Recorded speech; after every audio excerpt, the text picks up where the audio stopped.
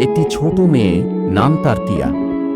প্রতিদিন সকালে সে তার প্রিয় সোনালী মাছটাকে একটি ছোট পানির পাত্রে রেখে স্কুলে নিয়ে যেত। মাছটার নাম ছিল টুকটুক।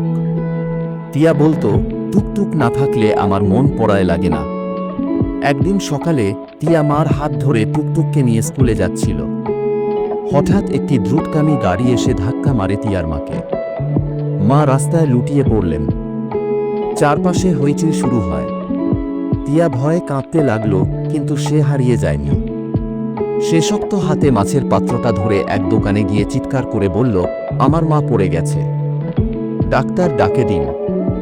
লোকেরা ছুটে এল, অ্যাম্বুলেন্স এল। মাকে দ্রুত হাসপাতালে নেওয়া হয়। টিয়া পাশে বসে শুধু বলছিল, মা, আমি আর টুকটুক প্রতিদিন তোমার সাথেই স্কুলে যাব। মা ধীরে ধীরে সুস্থ হয়ে উঠলেন। আর তারপর প্রতিদিন সকালে মা, টিয়া আর টুকটুক তিনজন একসাথে স্কুলে যেত।